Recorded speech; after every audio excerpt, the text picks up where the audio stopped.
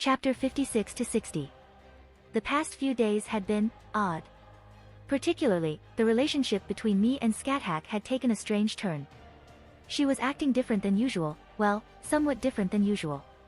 Touches that lingered a little bit longer, excuses to get closer, less venomous with her words when the mood struck her. I mean, she would still go for the metaphorical jugular when the opportunity presented itself, but there was no bite there like before. I thought for sure she would be more distance, or perhaps even annoyance, yet it seemed like the exact opposite.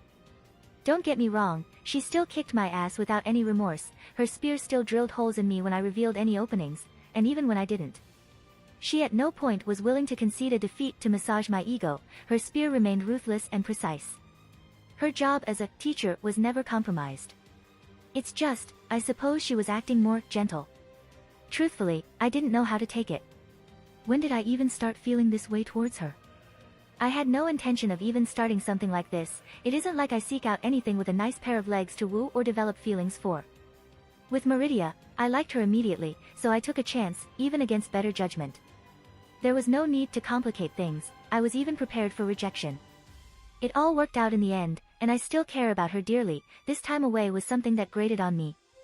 I looked forward to when I can see her again, to hear her voice, hold her in my arms. I could only sigh, shaking my head. Artoria was a bit similar but also different. That relationship is still rather ambiguous, and I don't know if it will even develop further, but after about a year away, I still think of her fondly and these lingering feelings still persist, so more than willing to give it a shot if she's open to it as well. I suppose I started off with a good opinion of her from my childhood. Having my mother take me to watch a King Arthur play, something rare in Japan, and I became obsessed with that until some other whimsical thing took my attention. Some of my fondest memories, I would be lying if I said that didn't skew my initial perception of her. But I quite enjoyed her temperament, her dry sense of humor and her overall personality. Relationships have been started on less. But I still need to talk to her about everything, and I don't know what her thoughts will be. I refuse to start a relationship on lies. Scathack is, I don't know. Physically, I can objectively say she is one of the most beautiful women I've ever laid my eyes on. From that alone, she garners a certain amount of attraction, and anyone who tells you that physical attraction is irrelevant is a liar. It's not the most important thing in a relationship, but it's damn well important to be attracted to your partner. She can be extremely vicious, bloodthirsty, and downright fierce when she gets into certain moods. Yet, she's never wantonly cruel, and I can't help but find that side of her attractive as well. Not to mention those times where she can just act rather cutely. Drake, what do I do? I asked my partner. You seriously asking me? He said incredulously. I don't really have anyone else right now. I grumbled. Dragon relationships aren't really something you would want to imitate. I think I heard Drake sigh. I've been around humanity enough to understand them better than most of my kind, but I still don't care about a lot of issues you lot face in such things. That's true, I guess a dragon wouldn't really care about such things like dating or courting. Actually, you would be surprised. My first mate, I courted her with treasures and powerful prey. Huh, how did that turn out? I actually didn't know much about Drake's past. She was a wonderful mate, strong, with glistening purple scales. Dryad began to reminisce, her fire had this purple hue to it as well, it was beautiful even if it couldn't match my own. Even our daughter inherited her mom's coloring. Daughter? I was genuinely surprised. Did you think I haven't had children in the past? Drake chuckled. I am very old, brat. I can't boast about the age some of these gods walking around with, but even your teacher is still young compared to me. What about your kids, what happened to them? I truly never heard of this before, his children should have been powerful. They died many centuries ago. My son and daughter, barely more than whelps when they were killed. His voice turned, quiet. I have not had children since then, after that, I suppose I never found a proper mate again. Though, I think I may have come close with Tiamat, but then I screwed that up. Tiamat, the goddess of life and creation, specifically of salt water. I was surprised to hear about that as well. Not so much a goddess these days, she no longer has any divinity. The whole separating her body to make heaven and earth was somewhat literal. It was half of her, her divine half that was used to make what the ancient Mesopotamians considered the world, she only retained her draconic nature. Honestly, the era back then was similar to your layers that existed in this world.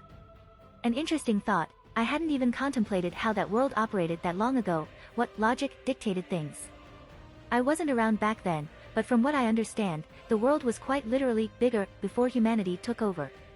That's to be expected. Belief and imagination drive many metaphysical concepts. If humanity started turning away from divine explanations, then things would react accordingly, especially if the more wondrous side of the world was prominent among the more prolific race. Though I also had one thought clear in my mind. Tiamat, one of the dragon kings, perhaps one of the most powerful beings in that world, is diminished. There was a hierarchy for dragons back in Draig's world. At the very top you have Ophis, the infinite dragon god, and Great Red, the apocalypse dragon of dreams, the undisputed most powerful dragons. Then you have the heavenly dragons, Draig and Albion. Right below them you have the dragon kings, of which Tiamat is the strongest, just barely beneath the level of a heavenly dragon. Yup, if she had her divinity still, maybe only Ophis and Great Red could boast about being stronger dragons. Wow, it's not often that even Draig would admit being inferior, even if it were a blatant truth.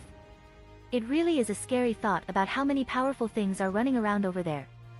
Granted, most of them retreated from the greater world and usually just stay in their own little realms, but still, there are so many potential calamities that may come up, it's kind of absurd. Even if most of them can't hold a handle to the spider or the wolf, is there really a need to measure the difference if either side can start an extinction event for humanity? To make an extreme example, who cares if one side can blow up a continent while the other can blow up a country if you're staring either in the face? Well, I'm not quite at that level right now, unless I was willing to sacrifice myself, that is. A limitless ether cannon is a fairly nice deterrent for such things. And Juggernaut Drive. I think most things there would hesitate if I threatened them with that.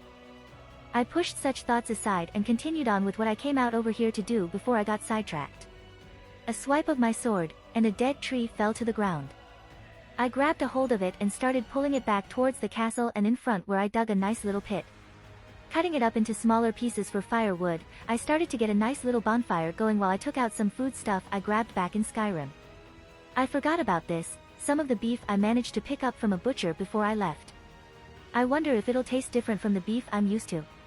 Skyrim cows are a different breed, almost like yaks with their long hair coats for the winter weather. How to cook these? Barbecue would be great, some nice beef ribs, but unfortunately, I don't have any good sauce. I guess I'll go with a dry rub then. Are you cooking something? Scat-Hack sneaked up on me, peering over my shoulder, lips only an inch away from my ear. I tensed up slightly, only for her to laugh and inspect what I was setting up. You have a lot of things I haven't seen before. She poked some of the herbs I set out in a pile to taste them. They came from a world not of Gaia. I said simply. Fascinating. Her eyes lit up at such a thing. That sword you use as well, it seemed different. Am I to assume it did not come from here?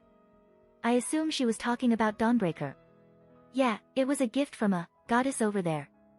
It was rather difficult to explain exactly what Meridia was, but to call her a goddess wasn't incorrect. She sat there, watching me intently as I prepared everything. You would make a good wife, I'm sure any man would be happy to have you. Her lips curled up as I glanced over to her. Well, at least one of us would be. I shot back, raising my eyebrow. Oh ho, it seems your tongue has become sharper than your sword, but I suppose that is not much of a threshold to overcome. She replied without hesitation. Damn, she is ruthless. I don't think this is a battle I can win. You appear to be used to those by now. She smirked. Good, just keep kicking him while he's down. Draig started laughing. Yeah. Wilhelm gets beat up, funny. I rolled my eyes, used to her insults at this point, though I felt no malice in her words. Getting your ass kicked many times by the same person has a way of blunting certain parts of your ego. Ah, is your pride wounded? Shall it kiss it better? She walked up, practically draping herself off me. You're blushing. She laughed, poking my cheek. I am not. I refuted, slapping her hand away. She only laughed harder as I huffed in embarrassment. Why does she get me so easily? I'm usually the one doing this, not used to being on the other side of the fence. There will be turnabout eventually. I grumbled. Good luck with that, boyo, I'm not some blushing virgin. She chuckled. Oh, I will find out your weakness, and exploit it ruthlessly. Whatever. I shrugged, regaining my composure, and shifted the conversation. You know, I don't really know much about you. She looked up from the fire. What exactly is there to know? Have my tales not survived in the outside world? I'm aware of the legends and myths, the immortal witch of Dunscape, but beyond that, I have no idea who Scathach is. There is not much to speak of. She got comfortable, sitting down and enjoying the warmth of the flames. I was born nobility, a mother, a father, and a sister. I ruled as one should, and then I eventually took this realm as my own. Her words were blunt, glossing over my intent. I see, forget I asked then. I just sighed, it seemed like she didn't want to speak about the past. Her gaze seemed to soften slightly. I suppose there are a few things I recall. She looked up at the sky. I spent many days of my youth walking along the shores of my home. I guess I still miss the salty air that one breathes in by the ocean. She smiled slightly. My sister and I never got along. Back then it wasn't as extreme as it was later in life, but we always fought over the simplest things. Mother always had to intervene while father tried to sneak us wooden weapons when they got particularly intense. I couldn't help but smile lightly. It wasn't much, but it was something. Looks like the food is done, I said calmly, removing it from atop the fire and dividing it evenly. There were not many words spoken as we enjoyed our meal in peace, yet, the silence did not seem to hold any awkwardness, nor any negativity. It was pleasant, and it appeared she enjoyed it as well.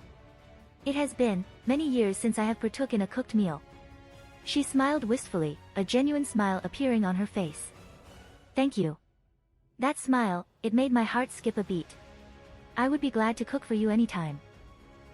I guess I need to make you my wife then. She said quietly, a small chuckle escaping from her lips as she leaned back. Well, I can't say I would hate it. Careful there, to tease an old woman like me with something like that, I may just make good on my words. She shook her head, her smile disappearing into something more neutral as she stood up, brushing herself off. I think it's finally time to pass down my runes to you. One thing that seemed to take me by surprise was how intimate the ritual to pass down the primordial runes was.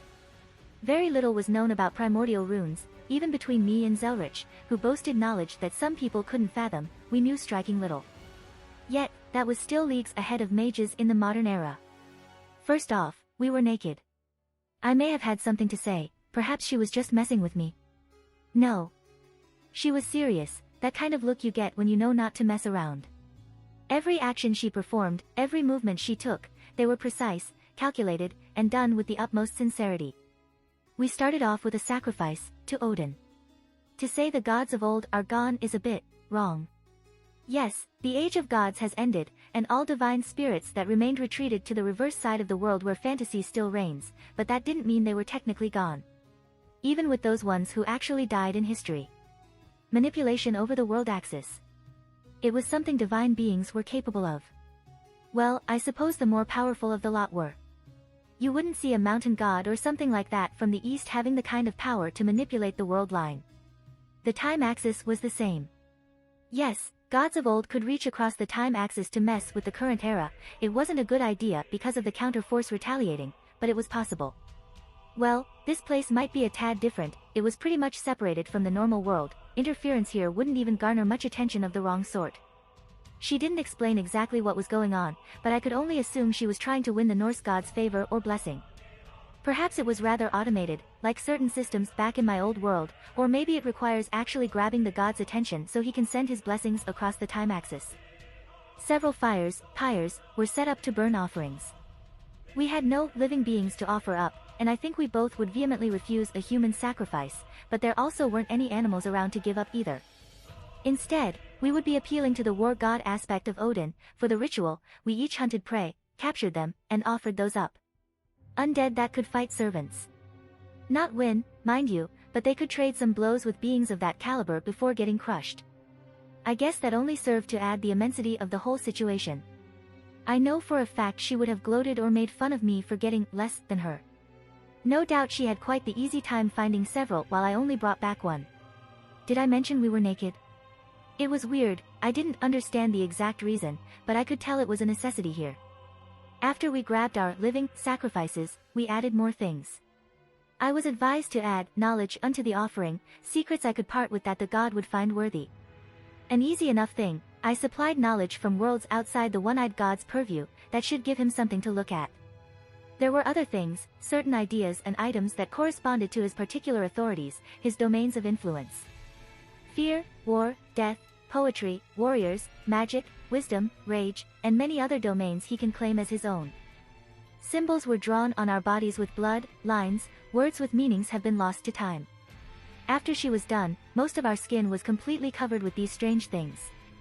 We sat down, my back facing her as she placed a hand on my back. It was only at this point that I realized what it meant for primordial runes to be passed down. She was engraving them onto my soul.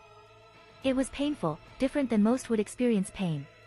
She wasn't harming me, wasn't mutilating my soul, it was more like a tattoo.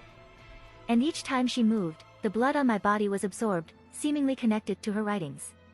As she finished the first one, I now understand many things that were lost on me previously. Primordial runes, they were basically purer concepts. They come infinitely closer to the truth, that is to say, they draw their power directly from the root. Almost like cheat codes to reality. It was a bit more than that as well, they were basically imbued with Odin's own authority. When he sacrificed his eye in the well to gain his wisdom, he developed these runes, this language that allows one to fundamentally alter the world around them. It made sense why they had to be passed down in such a manner, to be literally inscribed onto my soul. The materialization of concepts, it was the most apt description of their use. The modern runes, the ones derived from these, the version I was familiar with, I could see just how hollow they were in comparison. To say they were mere knockoffs, it didn't do it justice. It was like taking a masterpiece of art and comparing it to something a toddler threw paint on. It was beautiful. But they weren't omnipotent, despite their obscene power. Equivalent exchange. There was a reason that even Scathach didn't use them lightly, and stuck to the derivative version, the ones called modern runes for most situations. How long did she work? I don't know, I got too lost in the process, looking inward to see her draw each and every primordial rune onto me, even being careful to work around Drake that was housed right next door. I could hear her heavy breathing on my skin, her arm on my back putting on more weight to prop herself up. Finished. She said lightly, the words barely registering my ear as the last rune is added.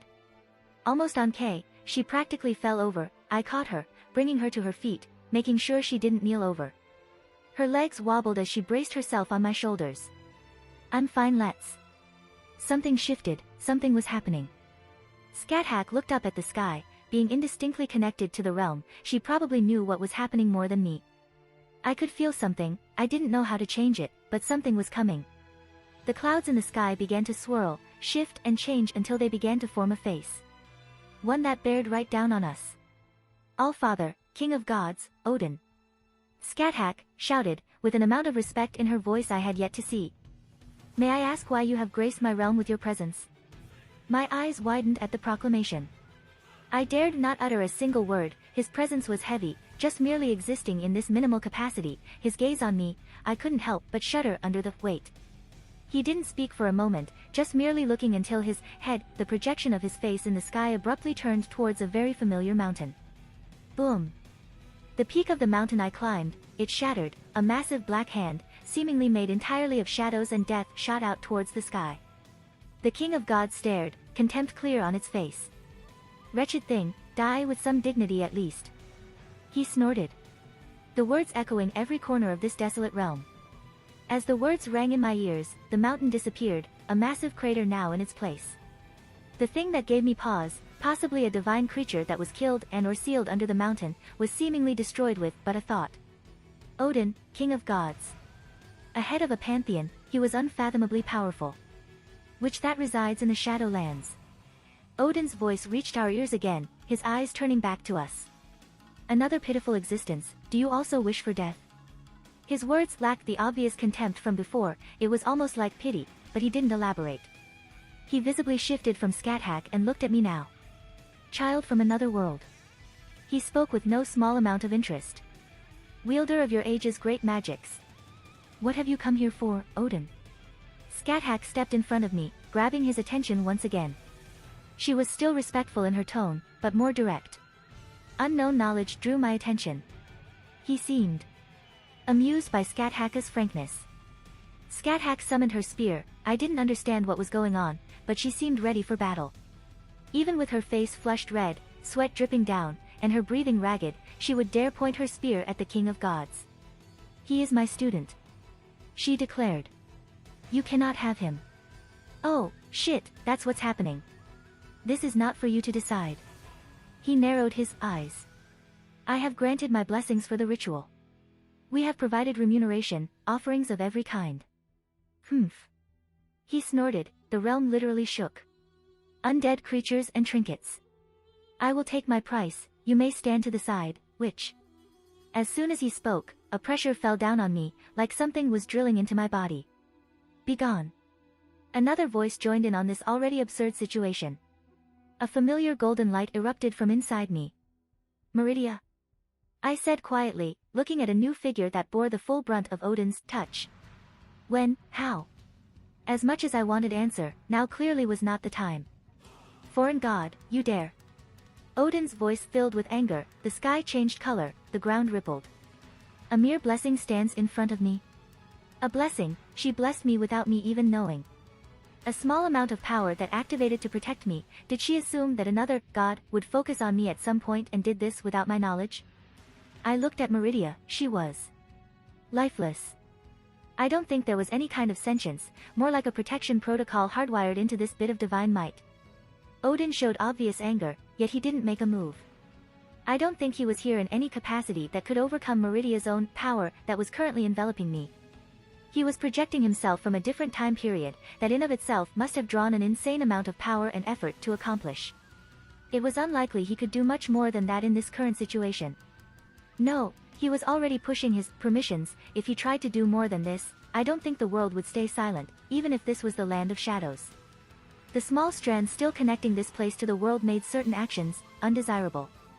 The giant face in the sky basically sneered.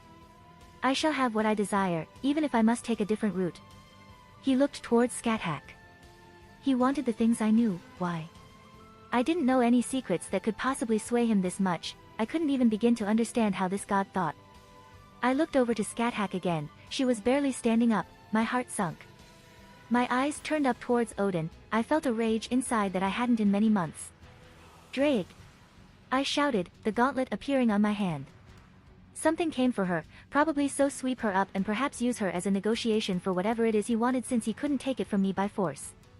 Pierce, I growled, shooting whatever magics or divine power were coming towards Scathach, my conceptual attack strong enough to disperse whatever it was he was doing. Mortal. He gaze once again turned to me. A dragon in a gauntlet, thou dares raise arms against me? Meridia did nothing, almost just like a shield. She wasn't truly here, just a wisp of power to protect me that will probably only react to an attack. Child, don't do, Scathach tried to speak, but I cut her off. I took another step forward, clearly between her and the god in the sky, drawing a metaphorical line in the sand. Draig, how powerful is he? I said quietly, but I had no doubt Odin heard me because the face contorted in anger. The only reason he didn't try to smite me right there and then, was Meridia watching over me. The amount of power this sliver of him possessed, it was clearly limited. I would have torn apart this divine projection with ease in my prime, unfortunately I don't know if you would be able to even with balance breaker unlocked. Doesn't matter, I refuse to allow her to come to harm, if I must fight a god, so be it. I took a deep breath, staring right up at the god who looked down on me. I, who am about to awaken. You've barely awakened balance breaker, if you try to force this too, brat, Juggernaut drive isn't something the current you can handle, it's a death wish, this won't be a repeat of you forcing balance breaker like before. Draig's words echoed in the back of my mind. But an invisible force seemed to carry along with my words, like a pressure of its own to match what was already emitting from the sky. A god of wisdom, he could understand my intentions immediately, to see through what I was about to do. What caught me off guard, was the fact that the god began to laugh. It was hearty, almost whimsical in a nature as he let out his long bellows. Mortal, you amuse me. He finally spoke, and the pressure he was emitting almost immediately disappeared. Take my blessing. The eyes on the projection lit up, and something shot into my body. Nothing harmful I could assume, as Meridia did not move either.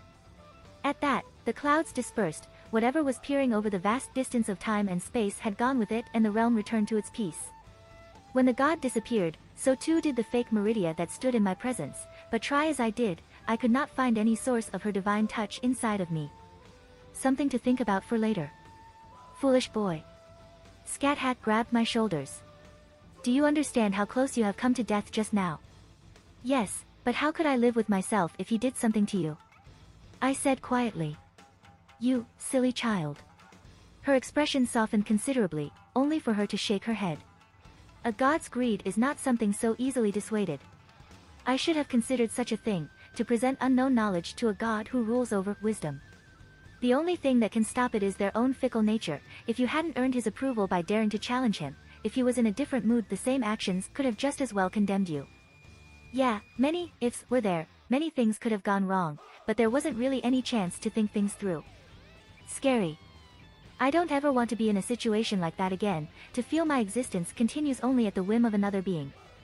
My thoughts were broken as I quickly went to catch Scathach, who almost fell to the ground. Her spear escaped her grip, landing on the cold soil below. Her eyes were closed, her breathing still just as heavy, almost swaying in place. She was very much overextending herself. To even have considered defending me in this situation, it made my heart beat just a little faster. I picked her up, cradling her gently in my arms and keeping her spear in my ring for now. I took her back to her castle, finding the master bedroom, almost completely untouched. I laid her gently in the bed, pulling the covers over her. Stay. A hand gently grabbed on my hand.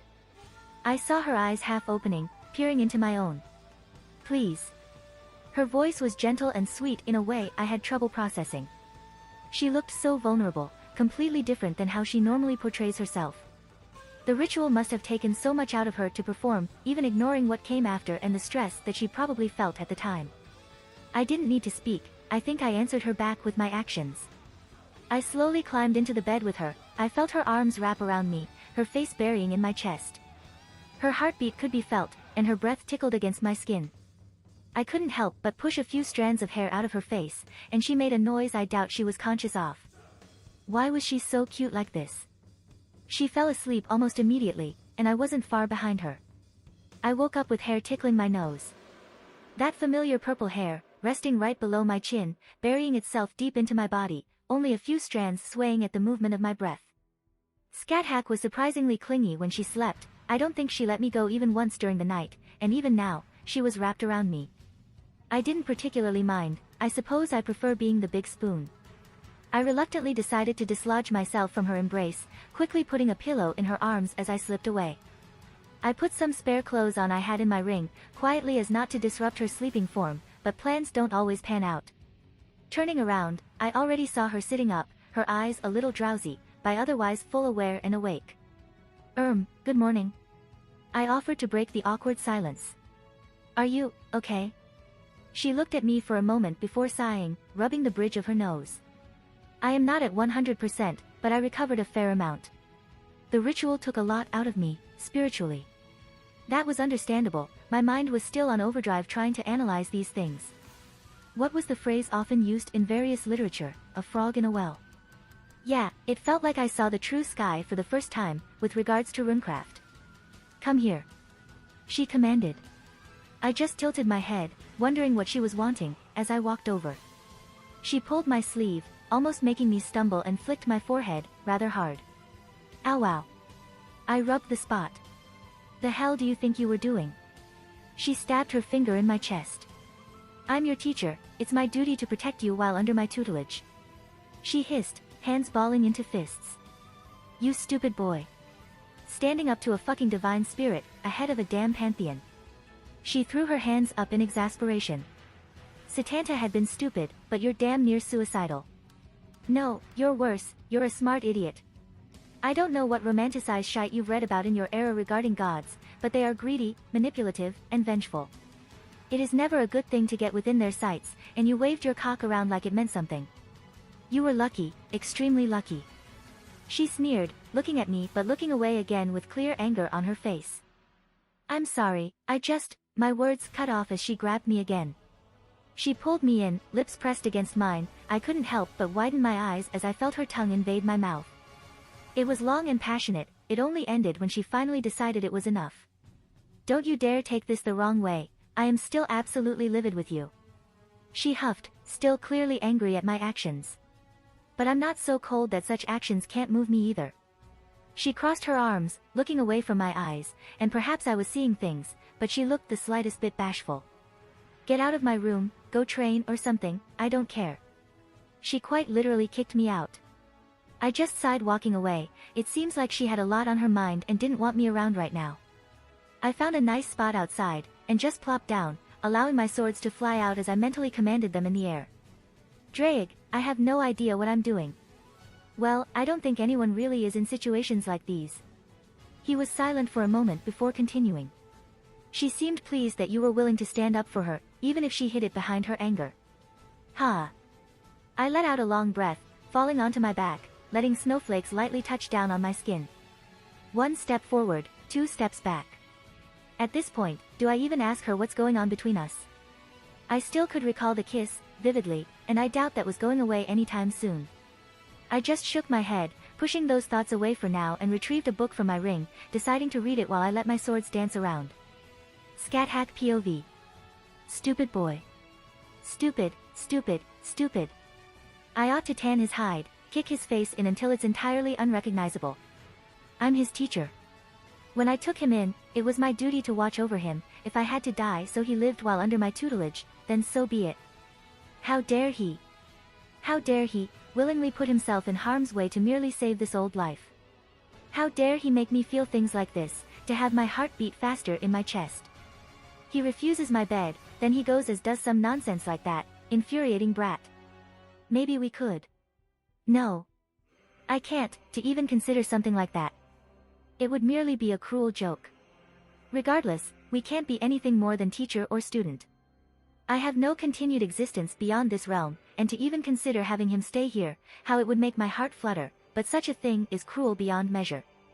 How vicious fate is, to dangle something like this, right now, in front of me again. If only he appeared all those years ago, perhaps I would not have decided to venture here and spend eternity in the lands of death and shadow. Such thoughts are no longer allowed to me. I am destined for the loneliness of ice and void. He would not want this old woman's affection anyways. I retrieved sufficient clothing. A small smile rose on my face when I remembered the first time he saw me naked. What a cute face he made. I wanted to devour him right there. I could only shake my head and continue to dismiss those thoughts. Regrets. Why does this continue to happen? A pair of red eyes still haunt my memories. I used to see them when I closed my own. History repeating itself, another one came here, and my heart was once again shaken. How many times have I held back now? My desires, my wanting in for both life and death. Do I wish for something? For a way to calm this beating heart with his presence, the warmth to overcome me? Yet, I also wish for death. Dare I ask it of him? To kill me, would it be cruel? Perhaps it is a desire of mine, greater than any other. Would he hate me if I requested this of him?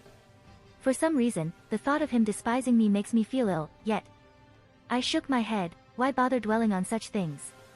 He needs a proper reward. This old heart of mine is worth nothing. I will need to think of a way to aid him in his journey after he leaves this realm. I passed on my knowledge, it yet requires refinement, but I do not have much more to teach him. I would give him one of my spears like I had in the past, but he does not wield one. Vexing. I suppose I have not crafted something in quite some time, and I have several spears remaining. Why could I not mold one of them into a sword for him to use? I stepped outside into the cold, the air familiar yet still bites at my skin. He notices me, immediately smiling as I approach. Please don't look at me in such way, my resolve will be shaken. Wipe that smile off your face. I hissed. I told you to train, and you are playing around in the snow. I lashed out, kicking him with my full strength, his body bouncing off the ground as it landed a fair distance away. Gods damn it! He shouted, standing up. If nothing else, he is very adept at taking a beating. It seems my training has been paying off. Stop messing around and come over here. I yelled, holding a wooden box in my arms. Bitch! I heard him shout from the distance. I held back a smile. I was supposed to be angry with him still. It will do no good if I break that mask so easily. I have something for you. I stated as he approached. His annoyance was replaced with interest. A box, amazing. He said, his sarcasm practically dripping from his words. Cheeky little brat, see if I don't beat you up later. Well. I don't dislike his rebellious side, even finding it rather cute. But, as his teacher, such words cannot be allowed to slide. I of course slammed his face into the dirt again. Are you going to behave like a child? Do I need to put you in timeout? Are you going to spank me? Careful with your words, I just may. It has been many years since I've had the touch of a man, and you continue to play this dangerous game. Have I hit you too hard? Do you think you are still dreaming? I smirked, biting back at his words. Now, open this. I shoved the thing into his arms before he continued with his nonsense. This. He lost the correct words to say as he peered inside. A small part of me was taken with pride at his reaction. You made this for me. He looked at me with those eyes again, and my heart felt as if it would jump out of my chest. Why must you continue to torture me like this? No, I planned on giving it to my other student. I rolled my eyes. You daft boy, of course it is for you. Maybe with this you will remember me long after you leave. I guess if I remained in someone's memories in the passing years, it wouldn't be so bad. I thought of your techniques, your sword manipulation ability as well as your runic spells. I used one of my extra spears as the base and modified it into a sword. Runes are carved all along the blade, so it works just as well to stab as it does to cast spells. You should be able to cast runes with it from a distance now. Thank you. He stepped forward and wrapped his arms around me. The sudden action surprised me. He is usually more conservative with things like this, but I don't dislike the frankness either. Yet, I hesitated. I wanted to return such affections, but I did not believe I should. Was it okay to be greedy? Was I allowed to indulge even if it was fleeting? I still had some to teach him. He will remain here for the foreseeable future. My arms returned the gesture. The warm feeling flowing through my body. I guess I can enjoy this even if it won't last forever. I jumped from a tall peak, allowing my wings to glide me down. My swords flew out, cleaving hordes of undead before they could even react. I slammed down into the center, rotten bodies and old bones blown away at my impact. The remaining numbers all turned towards me like a tide.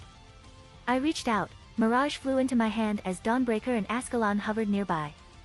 My newest sword shot up into the air. Whisper, I had been calling it. It was the way it cut through the air due to the runic engravings, it almost sounded like a whisper on the wind. 30 birds. I swung Mirage, the sword phantoms shot out, cleaving more oncoming abominations. Dawnbreaker didn't stay still, its golden light exploding out, burning away all that came into its path. Roar. A big one came stomping over, half its body skeleton, the other made of rotten flesh with several additional appendages haphazardly attached to its body. Ascalon impaled it in the head, so fast and powerful that its head was utterly blown away at the impact. The undead body falling over, crushing smaller ones. Behind me, a massive spider-like creature emerged from the ground. Dozens of arms adorned its body.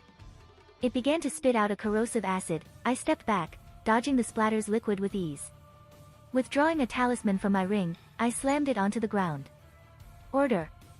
I activated it, a pentagram formed under the spider, connecting to another one a few feet above it in the sky. They connected and obliterated the undead that was stuck inside. Seems wasteful for something on that level. I muttered, flinging a handful of talismans at some oncoming undead.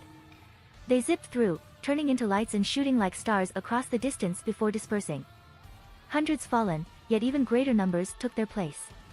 My body tilted down and I burst forward, slashing into another larger thing, its rusted armor cleaved through in a single swing. I pivoted on my momentum and lashed out with a horizontal swing, decapitating a dozen or so more. It was easy to dance around the archaic weapons that swung towards me. I could do it quite literally with my eyes closed. Flicking a rune here or there to destroy any who annoyed me in particular. I continued my assault on their endless numbers, my sword never stopping, body parts and more corpses piled up, only to be trampled on by their kin. My eyes shot up, I looked over my work and I realized it was time. My magical energy burst out, and I began to draw a single rune in the air. A primordial rune. It was a shield that Scathach performed against me in a duel all those months ago. This attack of mine would be indiscriminate, but I wanted to test it out. The runes way up in the sky began to actualize, my whisper taking the job of drawing them under my mental commands. It became darker, clouds gathered, and lightning crackled.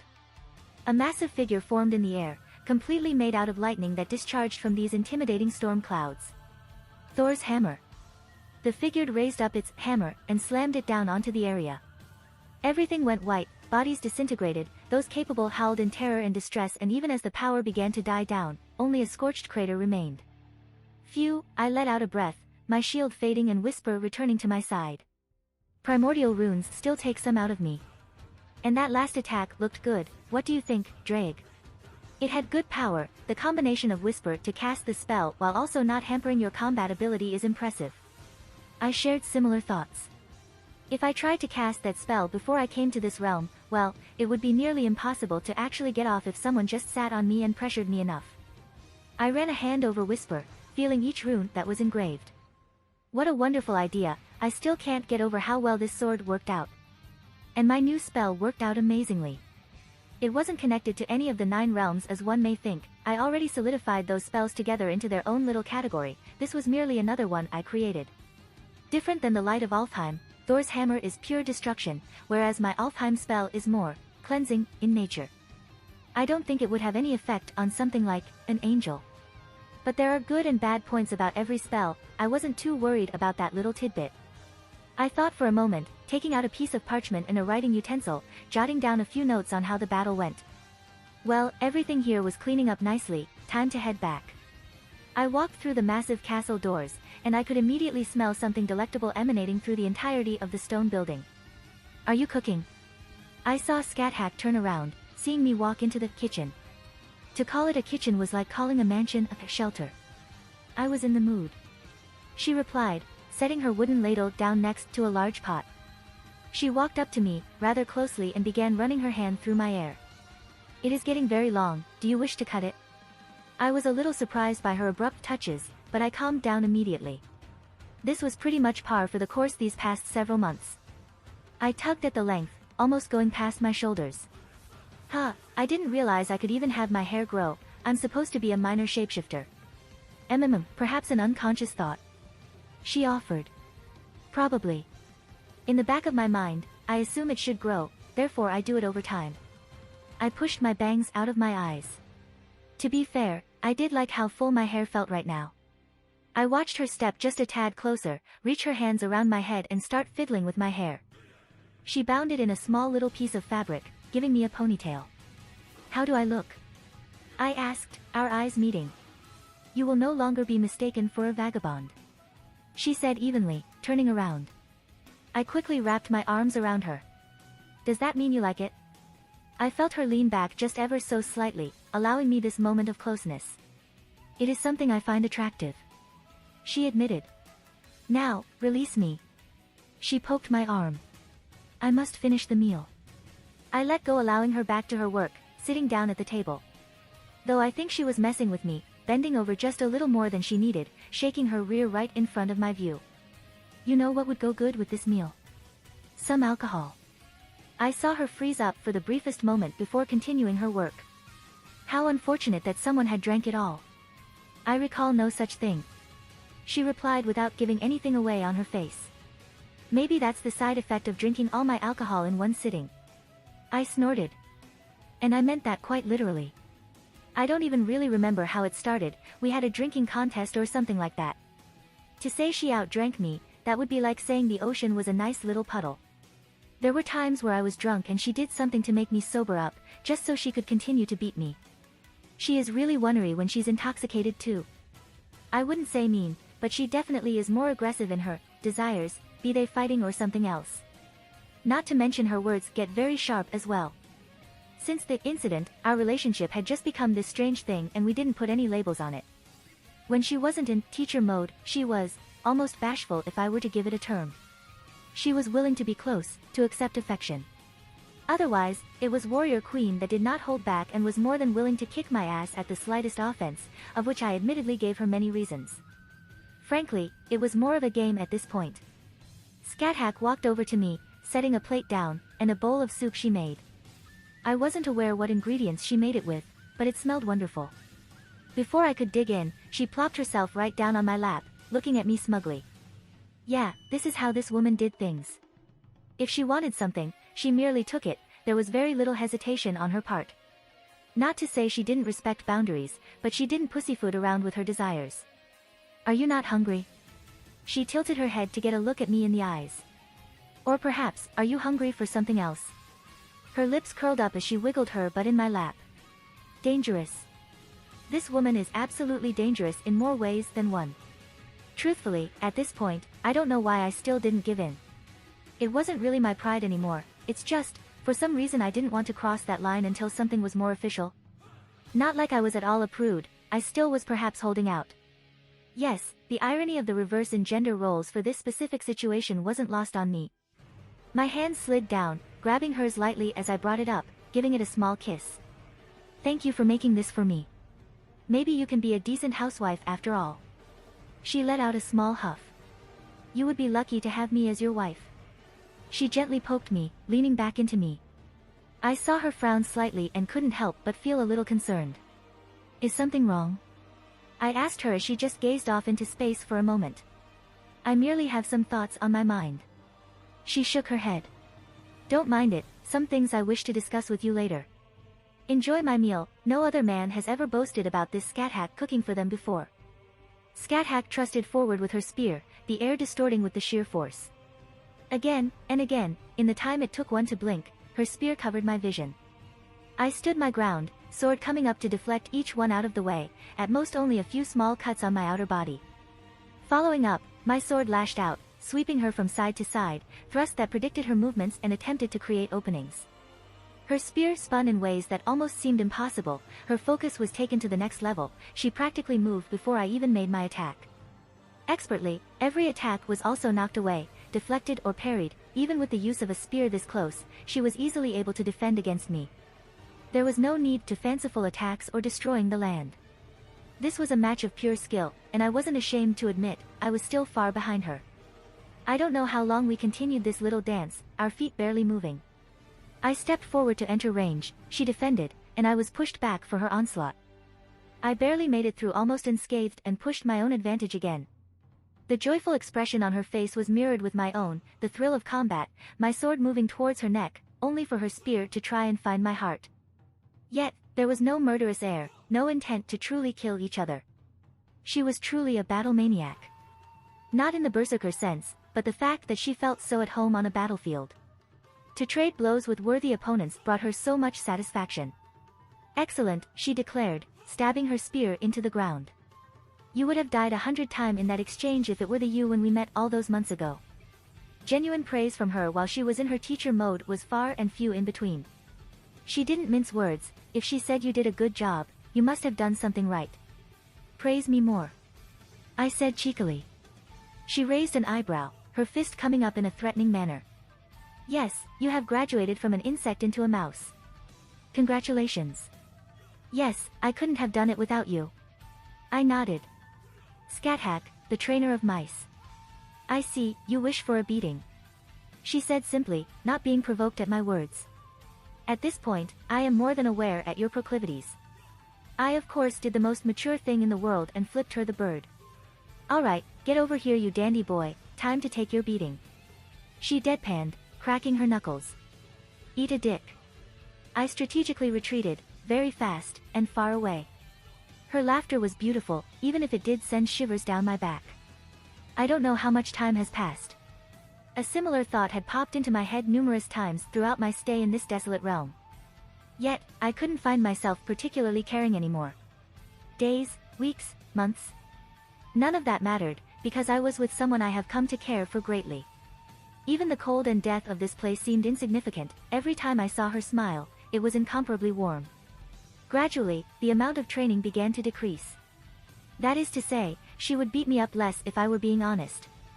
I don't think that had anything to do with us, she would show no mercy when in teacher mode regardless of everything going on.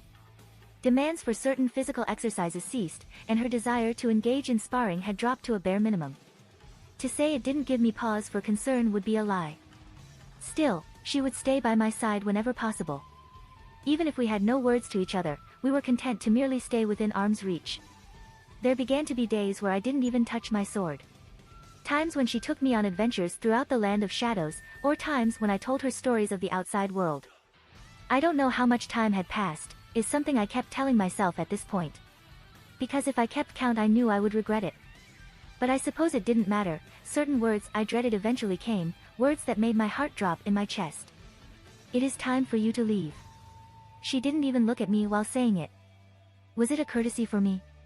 I don't know if I would want her to see me when those words reached my ears. I still haven't learned enough, I still can't beat you, She turned around, placing a finger on my lips. Silly boy, do you expect to be trained until you surpass me? She gave me a sad smile. You will never be able to surpass me if you stay here. You exist for the outside, to spread your wings there and live your life. You no longer require my tutelage, you can venture forth on your own path now. I wanted to argue, but the look on her face. She didn't give me any room. Come with me, I grabbed her hand, letting my fingers brush against hers. She looked at me, her eyes, I could tell what she was going to say, but I couldn't help myself. Please. Her eyes softened considerably, squeezing my hand. I cannot. She pulled away. It's easy, just come with me, I can take you out of here. It's not that simple. She said quietly. You were originally guarding this place, not allowing the dead here to escape, but it's not connected to the world anymore, nothing can escape. Your duty is over, you don't have to stay here any longer. I pointed out.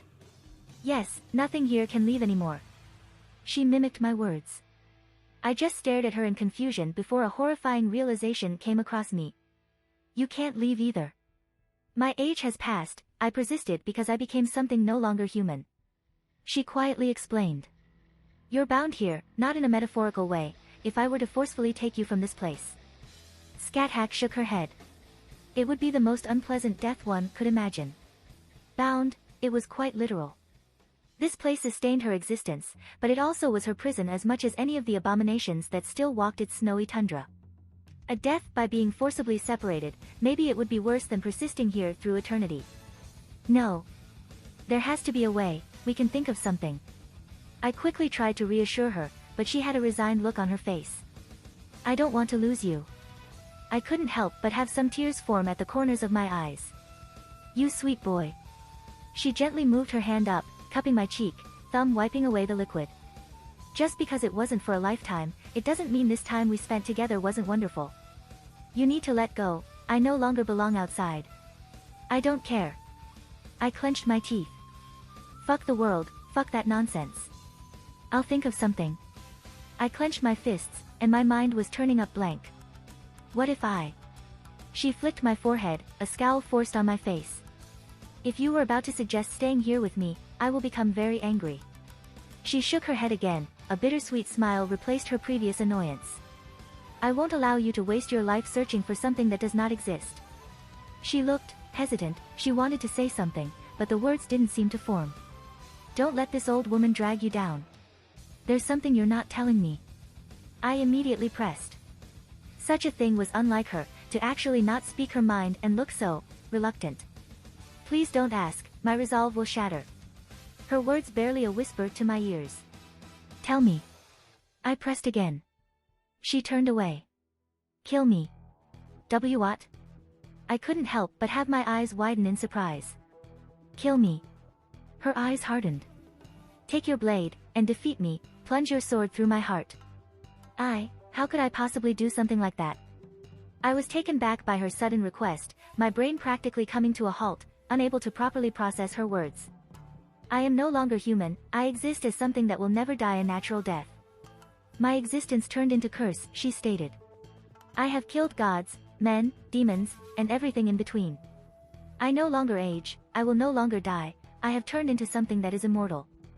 My happiness is that I was able to raise warriors such as you throughout my existence. No one will ever reach here again, my purpose has thoroughly been extinguished. No. Her words were heavy, filled with countless emotions she had been holding in for who knows how long. Please, allow me to die as a person, spear held high, the warrior I wish to be. To ask of me something like this, knowing how I feel. I couldn't find the correct words. You are. I know, I am a cruel woman. There were tears streaking down my face at this point. If it were possible, for you to exist outside this realm, would you go with me, content to stay by my side? Yes.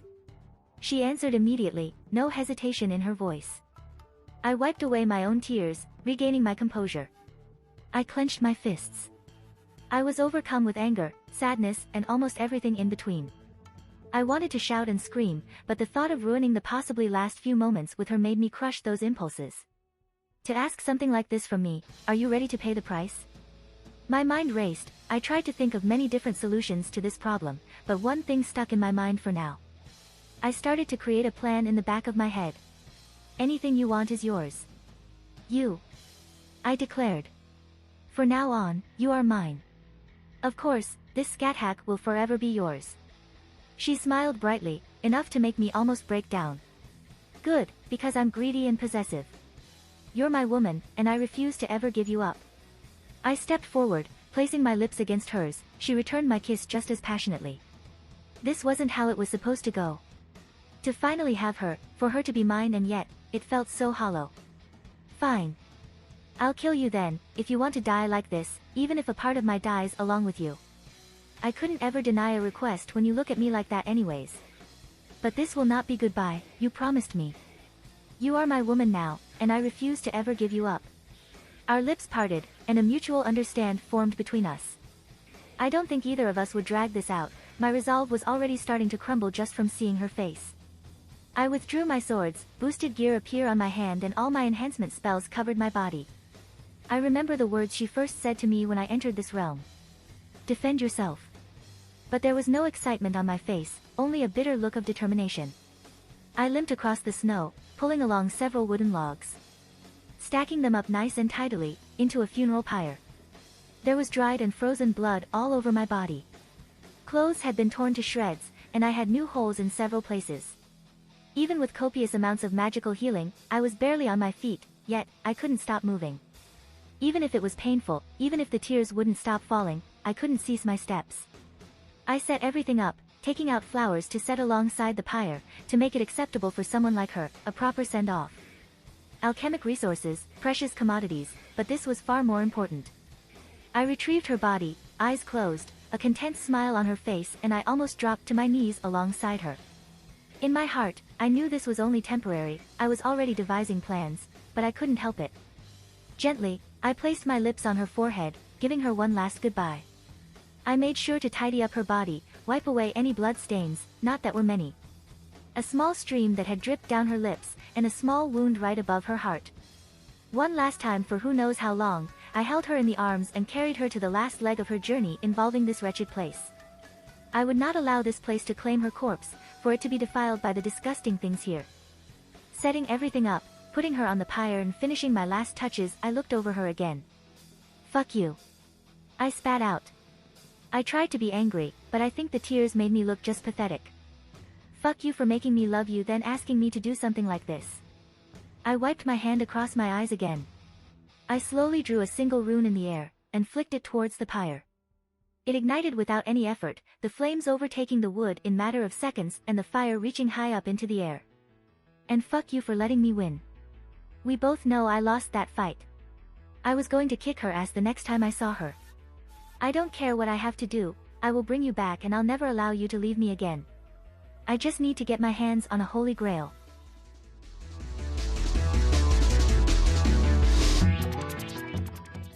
If you like this content, don't forget to like and subscribe. See you later, bye bye.